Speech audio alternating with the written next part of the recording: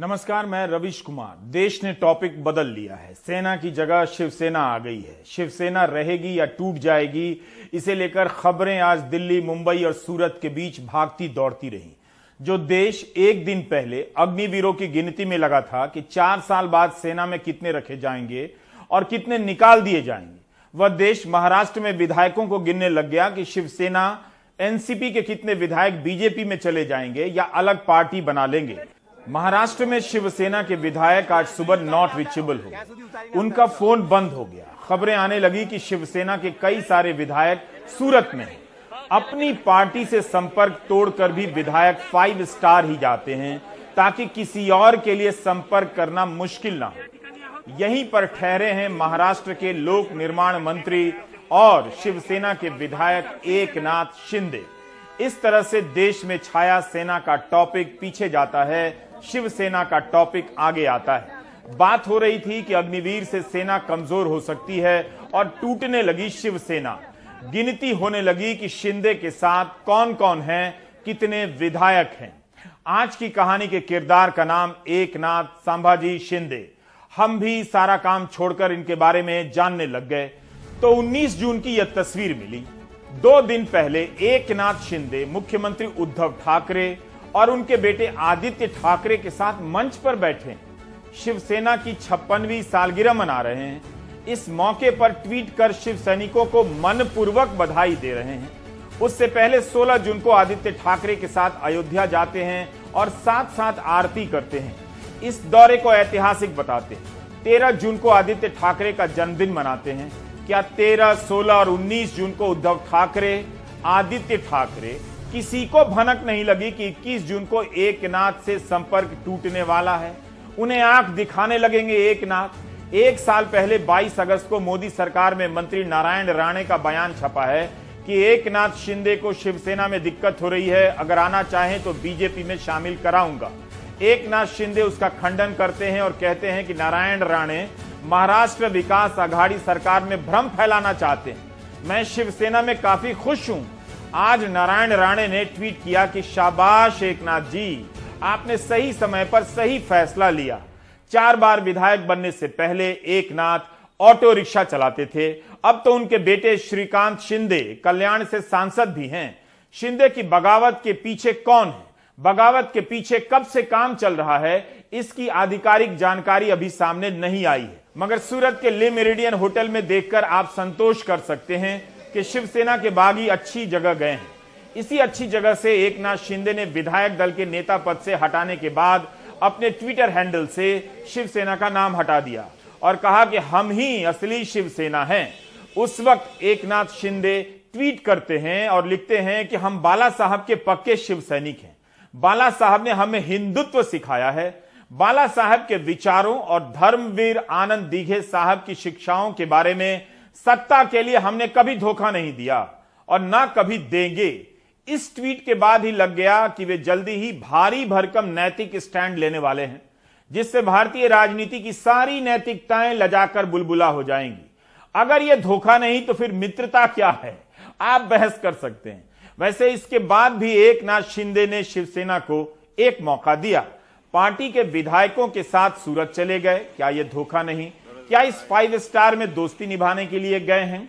शाम के वक्त शिवसेना के मिलिंद नार्वेकर और रविंद्र फाटक सूरत के इस ले मेरिडियन होटल पहुंचते हैं। तब एकनाथ ने बातचीत के लिए उन्हें अंदर बुला लिया। अब गिनती होने लगी कि एकनाथ मानेंगे, शिवसेना में लौटेंगे या नहीं। 2 घंटे तक बातचीत हुई। बातचीत के बाद मिलिंद नार्वेकर ने कुछ नहीं कहा। सौरभ शुक्ला हमारे सहयोगी यहीं से रिपोर्ट कर रहे थे। गुजरात का सूरत इस वक्त महाराष्ट्र की राजनीति का अखाड़ा बन चुका है और केंद्र बना है यहाँ का ली मेरिडियन होटल, जो यहाँ से लगभग 50 मीटर की दूरी पर है, जिसे इस वक्त किले में तब्दील कर दिया गया है। अंदर हैं एकनाथ शिंदे, जो बागी विधायक हैं, बागी नेता, मंत्री कह लीजिए, सबसे कद्दावर नेता माने जाते थे शिवसेना के एकनाथ शिंदे। उनके साथ उनके समर्थक विधायक हैं जिनकी संख्या 20 से ज्यादा बनाई जा रही है और दिन भर यहाँ पर इनको एकनाथ शिंदे को मनाने का सिलसिला चलता रहा। सुबह खबर आई कि यहाँ 12 विधायक हैं और शाम होते होते ये खबर पुख्ता होने लगी कि यहाँ पर 20 से ज्यादा विधायक शिवसेना के पहुंच चुके हैं। यहाँ पर शिवसेना की तरफ से, उद्धव ठाकरे की तरफ से उनके 2 खास मिलिंद नार्वेकर और रविंद्र फाटक को यहां भेजा गया एकनाथ शिंदे को मनाने के लिए, और कहा गया कि लगभग 2 घंटे तक उनकी बैठक चली। हम यहीं पर मौजूद थे और उस बैठक के दौरान फाटक और नार्वेकर ने अपने फोन से एकनाथ शिंदे की बात उद्धव ठाकरे से कराई और रश्मि ठाकरे से कराई, लेकिन एकनाथ शिंदे ने साफ कर दिया कि वो शिवसेना वापस नहीं आ रहे हैं और शिवसेना या उद्धव ठाकरे विचार करे कि बीजेपी के साथ मिलकर सरकार बनाई जाए और सरकार चलाई जाए। अब अगला स्टेप क्या होगा एकनाथ शिंदे का? एकनाथ शिंदे, खबर ये भी है कि अमित शाह से मिलने जाएंगे कल या देर रात। अमित शाह और यहाँ पर देवेंद्र फडणवीस जो पूर्व मुख्यमंत्री हैं महाराष्ट्र के, वो दिल्ली में हैं। दोनों अमित शाह और देवेंद्र फडणवीस यहाँ आएंगे गुजरात, अहमदाबाद। यहाँ से एकनाथ शिंदे अपने विधायकों को लेकर के अमित शाह से मिलेंगे। ये सब चर्चा हो रही है, लेकिन बीजेपी भी इस समय शांत है, मॉनिटर कर रही है, क्योंकि साथ बीजेपी का है पूरा। यही वजह है कि पूरा गुजरात पुलिस की प्रोटेक्शन में एकनाथ शिंदे अंदर ली मेरिडियन होटल में है और यहाँ पर उनकी सुरक्षा में गुजरात पुलिस लगी हुई है। यही वजह है कि महाराष्ट्र से निकलकर वो बीजेपी शासित गुजरात में आए हैं। वहीं वहां पर शिवसेना की भी कोशिश है कि जो और विधायक साथ में हैं, एकनाथ शिंदे नहीं मान रहे तो विधायकों को साथ में मनाया जाए। 3 विधायक मुंबई के एक 5 स्टार होटल से उद्धव ठाकरे से के पास उनको ले जाया गया। तो काफी चर्चाएं हो रही हैं। एकनाथ शिंदे मजबूत नेता माने जाते हैं। सूरत के मेरिडियन होटल में इस वक्त दोपहर से ही बीजेपी के एक विधायक संजय कुटे, जो देवेंद्र फडणवीस के काफी करीबी बताए जाते हैं, वो अंदर मौजूद हैं और कहा जा रहा है कि वही एक संदेश वाहक के तौर पर एकनाथ शिंदे के संदेश बीजेपी की टॉप लीडरशिप को पहुंचा रहे हैं। जो बीजेपी की टॉप लीडरशिप से जो संदेश आ रहा है वो एकनाथ शिंदे को पहुंचा रहे हैं। तो कल का सूरज क्या नया लेकर के आएगा सूरत से महाराष्ट्र की राजनीति में, ये काफी देखना अहम होगा। एकनाथ शिंदे ने साफ कर दिया शिवसेना वापसी का सवाल नहीं, बीजेपी के साथ जाएंगे, लेकिन कितने विधायक लेके जाएंगे, क्या पूरी पार्टी तोड़ पाएंगे, क्या पार्टी का जो लगभग 70% विधायक या 60 से ज्यादा % विधायक अपने साथ ले जाएंगे, ये देखना होगा। शिवसेना भी कोशिश करे विधायकों को रोका जाए, एकनाथ शिंदे नहीं मानते हैं। वहीं बीजेपी चुपचाप एकनाथ शिंदे के साथ बैक चैनल से टॉक कर रही है। सामने तभी आएगी जब एकनाथ शिंदे के पास संख्या बल होगा। हम इस कहानी को इसी मोड़ पर छोड़ना चाहते हैं, आपको ले जाना चाहते हैं फ्लैशबैक में। सरकारें पहले भी गिरती रही हैं, गिराई जाती रही हैं, लेकिन 2014 के बाद से गिरी और गिराई गई सरकारों की कहानी पर सरसरी नजर डाल लीजिए। उन सभी घटनाओं में दल बदल की एक अज्ञात आत्मा इस दल से निकलकर उस दल में प्रवेश करती है और जिसकी भी सरकार गिरती है ज्यादातर मामलों में बनती बीजेपी की ही है। 21 मार्च 2020 की यह तस्वीर है। तब दल बदल की आत्मा ज्योतिरादित्य सिंधिया में प्रवेश कर गई। कांग्रेस नेता अपने साथ 21 विधायकों को लेकर निकल गए और अचानक बीजेपी के नेताओं के साथ प्रकट हो गए। कमलनाथ भूतपूर्व मुख्यमंत्री हो गए और ज्योतिरादित्य सिंधिया बीजेपी में शामिल होकर केंद्रीय मंत्री। इसी तरह 2016 में उत्तराखंड में हरक सिंह रावत समेत 10 तत्कालीन कांग्रेस नेताओं में दल बदल की आत्मा प्रवेश कर गई। कांग्रेस की हरीश रावत की सरकार गिर गई। उत्तराखंड में राष्ट्रपति शासन लगा, लेकिन उत्तराखंड हाईकोर्ट ने राष्ट्रपति शासन को अवैध करार दिया। इसी तरह से 26 जनवरी 2015 की पूर्व संध्या पर अरुणाचल प्रदेश में राष्ट्रपति शासन लगा दिया गया। बाद में सुप्रीम कोर्ट ने राष्ट्रपति शासन लगाए जाने के फैसले को गलत माना। 2 बार मोदी सरकार की सलाह पर राष्ट्रपति ने गलत तरीके से राष्ट्रपति शासन लगाया। उसी तरह तृणमूल कांग्रेस को मजबूत करने वाले मुकुल रॉय पर बीजेपी भ्रष्टाचार के आरोप लगाती रही, उन्हें बीजेपी में ले आई। अब फिर से वे तृणमूल में चले गए। 2019 में दल बदल की आत्मा कर्नाटक के कांग्रेस जेडीएस के 16 विधायकों में प्रवेश करती है और बीजेपी की सरकार बन जाती है। आप भूल गए होंगे आम आदमी पार्टी की 2015 में सरकार बनी, उसके 20 से अधिक विधायकों पर लाभ के पद का लंबा मामला चला। हर दिन चैनलों पर ग्राफिक्स चलते थे कि इनकी सदस्यता रद्द होगी और सरकार गिरेगी।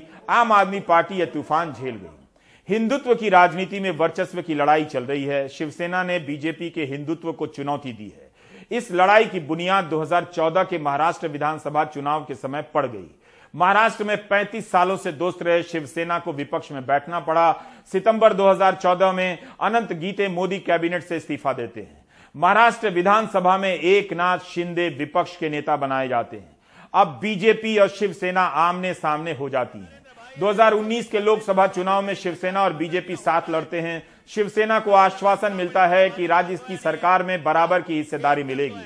शिवसेना की तरफ से अरविंद सावंत मोदी सरकार में मंत्री बनते हैं। महाराष्ट्र में विधानसभा का चुनाव होता है, शिवसेना अच्छा प्रदर्शन करती है, लेकिन बीजेपी से उसका सपना पूरा नहीं होता।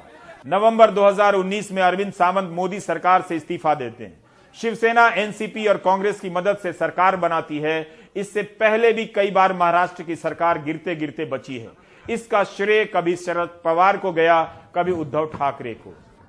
क्या इस बार उद्धव ठाकरे अपनी सरकार, अपनी पार्टी को बिखरने से बचा सकते हैं? क्या शरद पवार उद्धव ठाकरे की मदद करेंगे?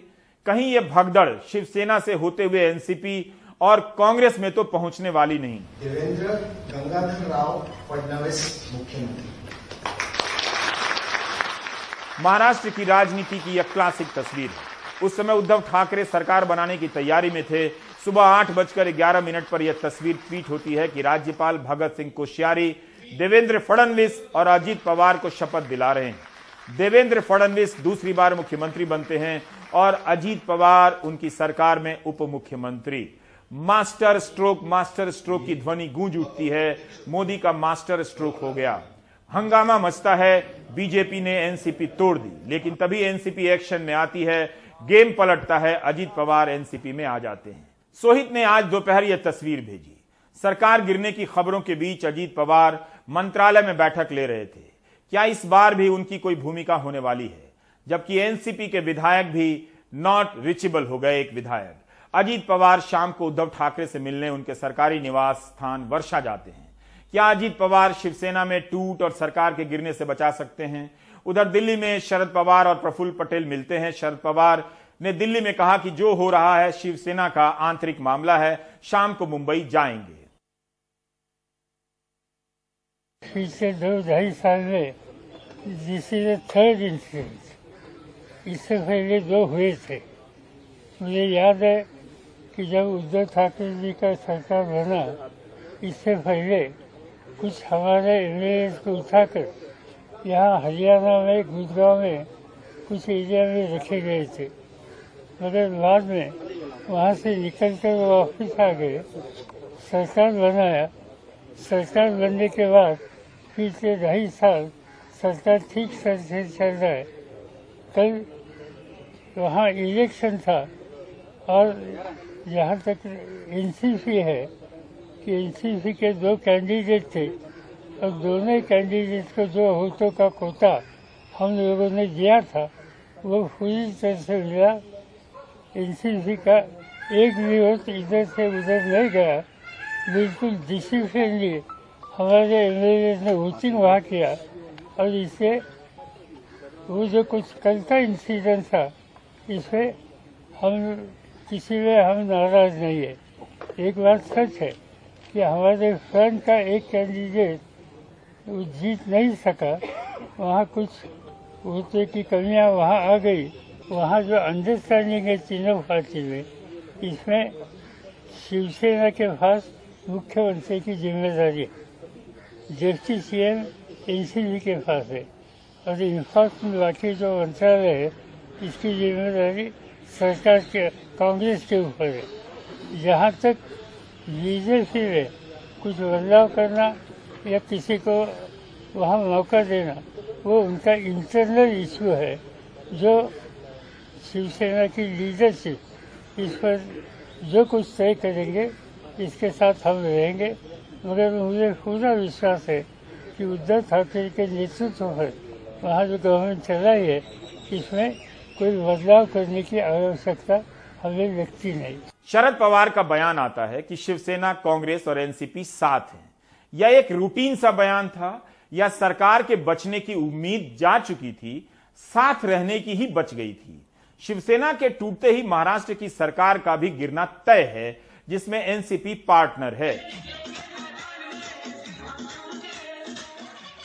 बीजेपी उत्साहित है। राज्यसभा के बाद विधान परिषद के चुनाव में अपने ज्यादा उम्मीदवार जिता लेने वाली बीजेपी को लग रहा है कि अच्छे दिन आने वाले हैं।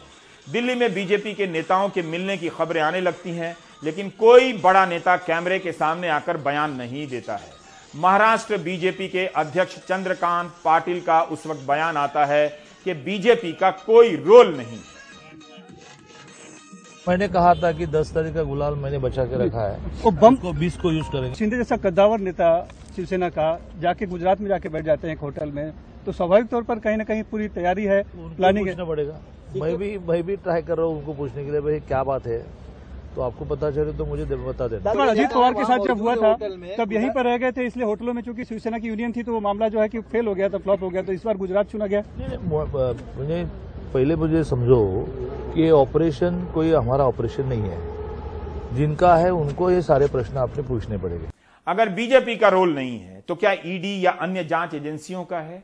संजय राउत ने आरोप लगाया कि शिवसेना के विधायक अनिल परब को ईडी ने पूछताछ के लिए बुलाया है, जबकि ईडी अनिल परब से पहले भी पूछताछ कर चुकी थी। उधर बीजेपी के विधायक प्रवीण दारेकर देवेंद्र फडणवीस के पक्ष में बयान देने लगे, सरकार बनाने की तरफ इशारा करने लगते हैं। महाराष्ट्र अलग है तो महाराष्ट्र क्या उनकी जायदाद है क्या? हम कहां से आए? पाकिस्तान से आए हैं। महाराष्ट्र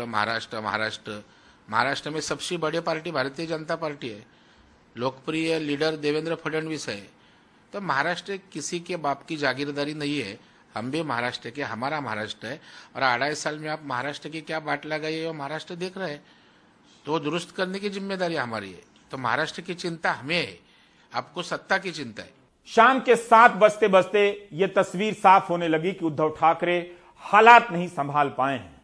उनके 5 राज्य मंत्री गायब हैं। क्या उन्हें पता नहीं चला होगा? क्या मुख्यमंत्री को पता ही नहीं चला कि उनके इतने विधायकों को लेकर कोई सूरत चला गया है? विधान परिषद के नतीजे आने के बाद शिवसेना ने सभी विधायकों को पार्टी मुख्यालय पहुंचने के लिए कहा। उसमें कुछ विधायक और एकनाथ शिंदे नहीं आए। हमारे सहयोगी सोहित मिश्र का कहना है कि सोमवार दोपहर के वक्त एकनाथ विधानसभा में अकेले दिखे, उसके बाद किसी को नजर नहीं आए। महाराष्ट्र जैसे राज्य के मंत्री और विधायक सूरत पहुंच जाएं और राज्य सरकार को उसी वक्त पता ना चले, यकीन करना मुश्किल है। मंगलवार की दोपहर मुख्यमंत्री निवास में शिवसेना के विधायकों की बैठक बुलाई गई, फिर सांसदों की बुलाई गई, लेकिन कई विधायकों के सूरत में होने की खबर आती रही। संजय राउत को इस वक्त तक उम्मीद थी कि एकनाथ शिंदे लौट आएंगे, वे सच्चे शिव सैनिक हैं। जो मध्य प्रदेश पैटर्न, राजस्थान पैटर्न जो हुआ है जिसमें, ये सभी लोग गुजरात में ही क्यों रखे जाते हैं? ये देश तो बहुत बड़ा है। सूरत में है, मैंने सुना है, हमारा उनसे संपर्क हुआ है, हमारे सब एमएलए वहां है। उसमें से बहुत से लोग जो है वापस आना चाहते हैं, लेकिन उनको वापस आना नहीं दिया जा रहा है। उनकी घेराबंदी की है। ये घेराबंदी सिर्फ गुजरात में ही हो सकती है, क्योंकि वहां किस प्रकार की सरकार काम करती है और केंद्र किस प्रकार से वहां अपना काम कर लेती है, आपको मालूम है। लेकिन जब भी मौका मिलेगा हमारे सभी एमएलए यहां वापस आ जाएंगे। संजय राउत का यह भरोसा कि एकनाथ शिंदे बाला साहब के सैनिक हैं, वैसा ही है जैसे भावी अग्निवीरों को भरोसा नहीं हो रहा कि वे सैनिक हैं। 2.5 साल में महाराष्ट्र की सरकार गिराने का हंगामा पहले भी मच चुका है, कभी छापे के बहाने, कभी गिरफ्तारी के बहाने। महाराष्ट्र के अल्पसंख्यक मामलों के मंत्री रहे नवाब मलिक 23 फरवरी से जेल में हैं। नवाब मलिक एनसीपी से विधायक हैं। शाहरुख खान के बेटे आर्यन खान के मामले में नवाब मलिक ने केंद्रीय एजेंसियों को खूब घेरा था। आर्यन खान के खिलाफ कोई सबूत भी नहीं मिला, लेकिन नवाब मलिक अंतर्राष्ट्रीय आतंकवादी दाऊद इब्राहिम से जुड़े मामले में जेल चले गए। एनसीपी के कोटे से गृहमंत्री अनिल देशमुख भी कई महीनों से जेल में हैं। उन पर भी 100 करोड़ की वसूली का आरोप है। इन 2 मामलों के वक्त भी महाराष्ट्र की सरकार नहीं गिरी, जबकि बताई जा रही थी कि गिर जाएगी। दिन दोपहर से शाम की तरफ बढ़ने लगा, समझ में आने लगा कि सरकार गिर रही है, मगर आज ही गिरेगी और अभी ही गिर जाएगी पक्का नहीं हो रहा था। बचाने की कोशिशें शुरू हो गई थी, लेकिन बच जाएगी यह भी पक्का नहीं हो रहा था। सोहित मिश्रा मुख्यमंत्री निवास वर्षा के बाहर मौजूद रहे, वहीं से रिपोर्टिंग करते रहे। दोपहर के 2 बज गए हैं, लेकिन महाराष्ट्र सरकार के भविष्य को लेकर अभी कुछ नहीं कहा जा सकता है। 2 बजे भी बैठकों का सिलसिला जारी है। मेरे पीछे जो आप देख रहे हैं ये वर्षा बंगला है। यही आधिकारिक बंगला है, औपचारिक बंगला है मुख्यमंत्री का, और यहाँ पर शिवसेना के कई विधायक पहुंचे हुए हैं। इस बीच दिन भर लगातार बैठकों का सिलसिला जारी रहा। शिवसेना की ओर से भी बैठक की गई। एकनाथ शिंदे को विधायक दल के नेता के पद से हटाया गया। कई सारी तैयारियां शिवसेना की ओर से की जा रही हैं। उन्हें पार्टी से नहीं बल्कि शिवसेना के जो विधायक दल के नेता के पद से हटाया गया है। वो इसलिए किया गया ताकि जब अगर सोचिए वोटिंग भी होती है तो जो विधायक दल का नेता होता है वो एक व्हिप जारी करता है कि वोट किसे देना है। वो एकनाथ शिंदे ना कर सके, इसलिए ये किया गया। इस बार एकनाथ शिंदे का महाराष्ट्र के बाहर सूरत जाने का मतलब ही यही है कि वो किसी भी प्रकार के रिस्क लेने से बचते दिख रहे हैं। वो महाराष्ट्र के किसी होटल में भी रुक सकते थे, मुंबई के किसी होटल में भी रुक सकते थे। आज तो शिवसेना के 3 विधायक मुंबई के एक होटल में रुके हुए थे, उन्हें वहां से पकड़कर आज वर्षा बंगले में लाया गया, क्योंकि महाराष्ट्र में अगर आप रुकेंगे तो शिवसेना की इतनी ताकत है कि आपको वहां से उठाकर आपको बंगले में लाया जा सकता है। अब जब ये बैठक खत्म होगी, जो अभी चल रही है मौजूदा महाविकास आघाड़ी सरकार की बैठक, तब एक बैठक बुलाई गई है जहां पर शिवसेना के सांसद मौजूद होंगे। इसके बाद एनसीपी प्रमुख शरद पवार की उम्मीद लगाया जा रहा है कि वो करीबन 8 साढ़े 8 बजे के करीब वो उद्धव ठाकरे से मिलने पहुंचेंगे। तो बैठकों का सिलसिला लगातार जारी है, लेकिन कहीं ना कहीं परेशानियां खत्म होती हुई नजर नहीं आ रही हैं। लेकिन जिस तरह के हालात हैं अभी, उसे देखते हुए ये नहीं लगता कि अभी फिलहाल कुछ कहा जा सकता है कि महाराष्ट्र का भविष्य क्या है, महाविकास आघाड़ी का भविष्य क्या है, और साथ ही साथ एकनाथ शिंदे का क्या भविष्य है। फिलहाल शिवसेना के 2 ऐसे नेता सूरत भी पहुंचे थे। एक है मिलिंद नार्वेकर और साथ ही साथ रविंद्र फाटक। मिलिंद नार्वेकर एक उद्धव ठाकरे के पीए हैं और साथ ही रविंद्र फाटक एकनाथ शिंदे के काफी करीबी माने जाते हैं।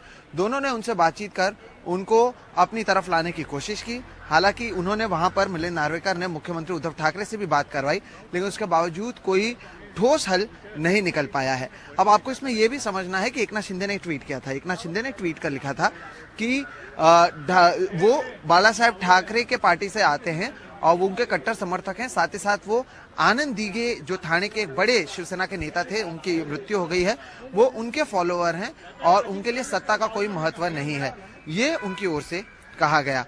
एकनाथ शिंदे नाराज क्यों हैं? एकनाथ शिंदे पिछले 2.5 साल से नाराज चल रहे हैं।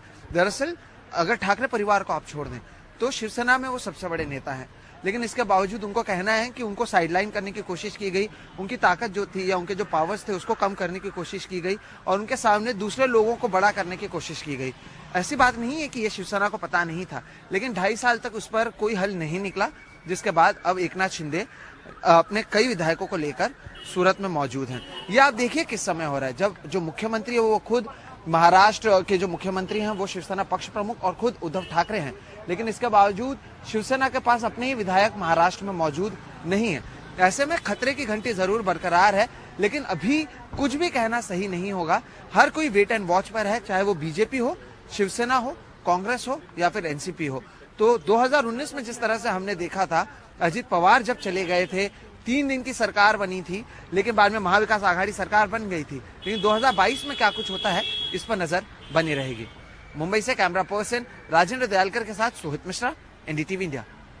एक तरफ शिवसेना के नेता एकनाथ शिंदे से सूरत में बात करने लगते हैं, तो शाम 6 बजे के बाद महाराष्ट्र कांग्रेस के प्रभारी एच.के. पाटिल का बयान आता है कि सुबह जैसी स्थिति नहीं है। क्या वाकई स्थिति संभल गई थी? हमारा तो 44 है, 44 में हमारा थोड़ा फूटा है। सीएलपी लीडर भी बोला है एंड मैं भी वो बात कबूल करता हूँ। ये इंट्रोस्पेक्शन की घड़ी है, इंट्रोस्पेक्शन की घड़ी है। हमारा 44 है। हमारा 1 कैंडिडेट, हमारा एक अभ्यर्थी 22 लिया है और दूसरा अभ्यर्थी 19 लिया है। फर्स्ट प्रेफरेंसेस मिलके कितना हुआ? 41 हुआ। 41 हुआ। ये 41 में 44 में 3 जो फूटा है उसको भी हम बहुत गंभीरता से लेते हैं और इंट्रोस्पेक्शन करना ही पड़ेगा। कांग्रेस अपना घर संभाल लेने का दावा कर रही है या सरकार बचा लेने का? क्या उद्धव ठाकरे ने भी शिवसेना को टूटने से बचा लिया है? उद्धव को सरकार भी बचानी है और यह भी साबित करना है कि वही शिवसेना के सर्वमान्य नेता हैं। इस घटना से साफ हो गया है कि जो कोई भी पर्दे के पीछे से यह खेल रच रहा है, उसकी दिलचस्पी केवल सरकार गिराने में नहीं है, बल्कि उसकी दिलचस्पी शिवसेना और महाराष्ट्र की राजनीति में उद्धव ठाकरे के इकबाल को खत्म कर देने में है। उद्धव ठाकरे शिवसेना के दम पर कई मौकों पर सरकार बचा ले गए, लेकिन आज सरकार के साथ साथ पार्टी भी दांव पर है। बाला साहब ठाकरे के बाद हर तरह की चुनौतियों से निकालकर पार्टी को यहां तक ले आए मगर अब सत्ता के साथ साथ पार्टी हाथ से जाती नजर आ रही है। क्या इस बार उद्धव ठाकरे सरकार और पार्टी बचा लेंगे? शिवसेना प्रमुख उद्धव ठाकरे लगातार प्रधानमंत्री मोदी पर हमला कर रहे हैं। उनका एक बयान है, जब रोजगार के अवसर ही नहीं होंगे तब भगवान राम का नाम लेकर क्या होगा। अगर शिवसेना टूट गई, सरकार गिरी तो उद्धव ठाकरे को बुरी तरह से पद छोड़ना पड़ेगा। एक मुख्यमंत्री स्तर के नेता के स्वाभिमान के लिए अच्छा नहीं होगा। क्या उद्धव इस बार भी बचा लेंगे, या बचा भी लेंगे तो कब तक बचा लेंगे? सध्या जो काही सगळा खेळ चालू आहे, वाटेल ते करायचं, पण मला सत्ता पाहिजे. व्यसनाधीनता जी हा जो एक प्रकार आहे, अंमली पदार्थ हा एक वेगळा भाग झाला, त्याचा तर नायनाट केलाच पाहिजे. पण सत्तेचं व्यसन हा सुद्धा एक अंमली प्रकारच आहे. अगदी बाजार उद्यान समित्यांपासून लोकसभेपर्यंत माझ्याच अंमलाखाली पाहिजे हा सुद्धा एक अंमली प्रकारच आहे. आणि ह्या अंमली प्रकाराचा बंदोबस्त कोण करणार, कोणी करायचा? आज ज्या पद्धतीने एक एक प्रकार चाललेले आहेत, का वाटेल ते कर. आता झालं, पुढच्या महिन्यात तुमच्या आशीर्वादाने या आपल्या हक्काच्या सरकारला 2 वर्ष पूर्ण होतील. अनेक प्रयत्न केले, फोडण्याचे प्रयत्न केले, पाडण्याचे प्रयत्न केले. मी तर आज सुद्धा सांगतो, हिम्मत असेल तर पाडून दाखवा. आज पण सांगतो मी. पूरे दिन की सियासी गतिविधियां ट्विटर, प्रेस कॉन्फ्रेंस और मुलाकातों में ही सिमटी रहीं। अभी तक राजभवन की भूमिका सामने नहीं आई। वही सब कि किसके पास कितना समर्थन है, किसके दल को विधायक दल की मान्यता मिलेगी। गोदी मीडिया के लिए इस कहानी का कोई खलनायक नहीं है, एक ही नायक है जो उद्धव की सरकार गिरने के बाद सामने आएगा। तब तक सारी चीजें अपने आप हो रही हैं। जैसे अपने आप इतने सारे विधायक सूरत पहुंच गए हैं, अपने आप चैनलों पर जानकार समझाने लगे हैं कि कुछ विधायकों के इस्तीफा देते ही सदन की क्षमता घट जाएगी, बाद में उन्हें राज्यपाल मनोनीत कर देंगे। इस तरह से जिस पार्टी की सरकार बन जाएगी उसका नाम बीजेपी होगा। यहां हम दल बदल कानून के प्रावधानों पर कुछ समय बर्बाद कर सकते थे, लेकिन भारत की राजनीति में यह कानून ना तो दल बदल करने वालों को कानूनी रूप से डराता है, ना ही नैतिक रूप से शर्मिंदा करता है। इस कानून के रहते हुए भी दल बदल के रास्ते निकाल लिए गए हैं। 3 बजते बजते बीजेपी के प्रदेश अध्यक्ष चंद्रकांत पाटिल इंतजार करने की बात करने लग जाते। ऐसा है कि अविश्वास प्रस्ताव लाने की जो स्थिति है वो अधिवेशन में होती है, और अविश्वास प्रस्ताव लाने के लिए स्पेशल अधिवेशन बुलाओ, ऐसी स्थिति आज निर्माण हुई है ऐसा मैं नहीं मानता। अधिवेशन 18 जुलाई से है, देखते क्या होता है। इस बयान का क्या मतलब है कि बीजेपी प्रस्ताव नहीं देगी, सरकार बनाने के खेल से दूर रहेगी। देर शाम तक संजय राउत के बयान से लगने लगा कि बाजी हाथ से निकलती जा रही है। हमारे लोग वहां गए थे, तो एकनाथ शिंदे जी से बातचीत हो गई। एकनाथ शिंदे हमारे बहुत पुराने साथी है, एक अच्छा रिश्ता हमेशा हमारे दोनों का रहा है। उनकी कुछ बातें हैं, जो बातें मिलिंद नार्वेकर और रवि फाटक आकर उद्धव जी से बात करेंगे। मुंबई और महाराष्ट्र में शिवसेना ताकतवर पार्टी के रूप में गिनी जाती है, उसे तोड़ देना कोई सामान्य घटना नहीं। उद्धव ठाकरे के लिए इससे बड़ी हार क्या हो सकती है कि उनके पिता की बनाई पार्टी किसी और के पास चली गई। पहले भी शिवसेना से नेता दूसरे दलों में गए हैं। राज ठाकरे ने महाराष्ट्र नवनिर्माण सेना बनाई, लेकिन एकनाथ शिंदे ने जो किया वो काफी अलग है। पूजा भारद्वाज खबर देने लगी कि शिवसेना शाम से ही पूरे राज्य में बीजेपी के खिलाफ आंदोलन करने की योजना बना रही है। एकनाथ शिंदे को गद्दार कह रहे हैं क्योंकि उन्होंने शिवसेना के साथ बहुत बड़ी गद्दारी की है। इतने कद्दावर नेता हैं, इतने सालों से पार्टी को संभाला है, संकट से बचाया है, फिर ऐसा क्यों? तो आप गद्दार क्यों कह रही हैं? ऐसा माहौल गद्दारी है, गद्दारी है ना, ये गद्दारी है ना, हुए हैं। ऐसा क्यों करना पड़ा होगा उनको? आप लोग जमीन पे काम करते हैं। कुछ भी हो जाए लेकिन शिवसेना छोड़ना ये बात ही नहीं होगी।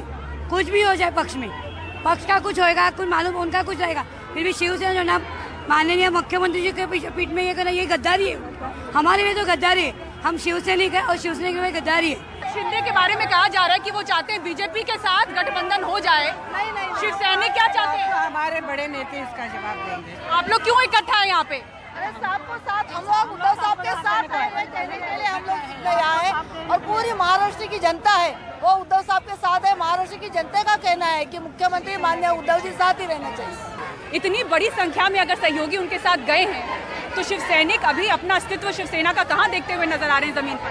शिवसेना तो जहाँ है वही रहेगा। शिवसेना को कुछ हिला नहीं दे सकता है, कोई किधर भी जाए। वो गए हुए नहीं है, लेके जाया गया है, जबरदस्ती है, वो गए हुए नहीं है। तो आज भाजपा षड्यंत्र है, भाजपा अनेक तरीकों से महाराष्ट्र की और मुंबई की सत्ता हाथ में लेने की ये कोशिश कर रहे हैं। अनेक कोशिशों में आप सफल रहे, फिर भी वो हाथ पैर मारने की और कोशिश कर रहे हैं। एक दूसरे से मिलने की खबरें बहुत हैं, बताने के लिए समय कम। क्या इन नेताओं के पास अब मिलना ही बच गया है, या बचाने के लिए सरकार भी बची हुई है, या वह जा चुकी है? देश का टॉपिक बदल गया है। महाराष्ट्र की सरकार बच गई है या गिर गई है? जो गिरा रहे हैं उन्हें ही पता है, जो बचा रहे हैं उन्हें बाद में पता चलेगा। ब्रेक ले लीजिए।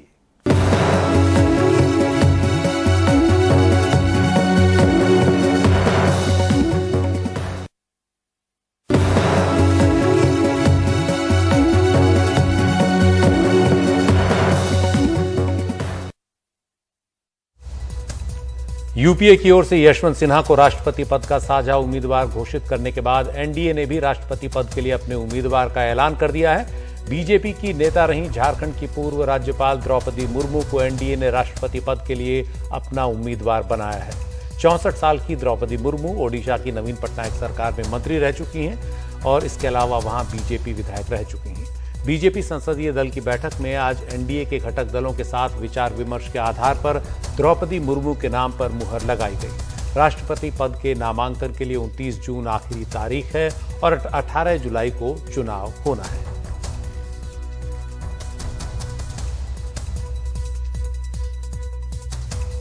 द्रौपदी मुर्मू के नाम का ऐलान आज बीजेपी संसदीय दल की बैठक के बाद बीजेपी के अध्यक्ष जेपी नड्डा ने किया।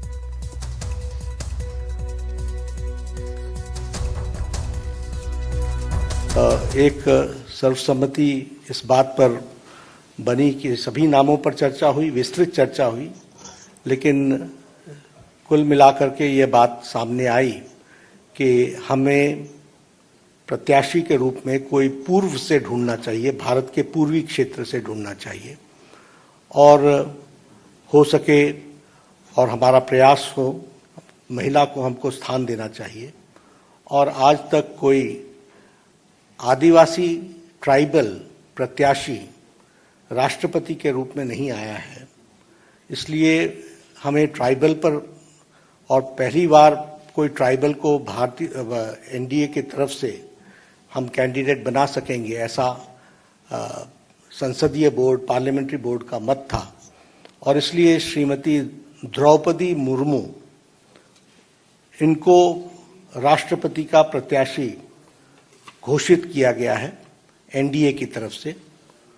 और हम सब जानते हैं कि श्रीमती द्रौपदी मुर्मू जैसे राधाकृष्णन जी शिक्षा से जुड़े हुए थे, सर्वपल्ली राधाकृष्णन राष्ट्रपति के रूप में, उसी प्रकार द्रौपदी जी का भी जीवन आजीवन शिक्षा से जुड़ा रहा और वो टीचर के रूप में, शिक्षक के रूप में उन्होंने अपना जीवन प्रारंभ किया। बाद में वो काउंसलर भी बनी और वाइस चेयरपर्सन रायरंगपुर की बनी और उसके बाद उन्होंने एक लंबा अरसा विधायक के रूप में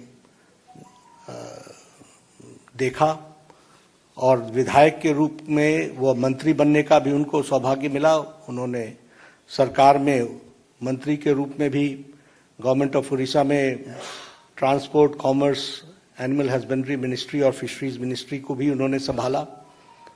और सबसे अच्छी बात यह भी रही कि उन्होंने Neelkanth award for best MLA 2007 का वह भी उन्होंने अर्जित किया, उनको मिला। और बाद में वो 2015 से लेकर 2021 तक झारखंड स्टेट के गवर्नर रहीं। तो इस तरीके से उनका राजनीतिक जीवन रहा है। एक बहुत ही संवेदनशील महिला नेत्री जिन्होंने शिक्षा से अपने आप को जोड़ करके जीवन में आगे बढ़े और जो जो जिम्मेवारियां उनको दी गई उन्होंने बहुत उत्तम तरीके से उसको निभाया है। इसलिए एनडीए ने और एनडीए के सभी घटक दलों के साथ बातचीत होते हुए आज संसदीय बोर्ड ने श्रीमती द्रौपदी मुर्मू को अपना राष्ट्रपति के कैंडिडेट के रूप में घोषित किया है। बाकी जानकारियां और डिटेल हम देंगे, उनका बायोडाटा आपको अटैच कर दिया जाएगा। यही घोषणा मुझे करनी थी। आप देख रहे थे प्राइम टाइम। नमस्कार।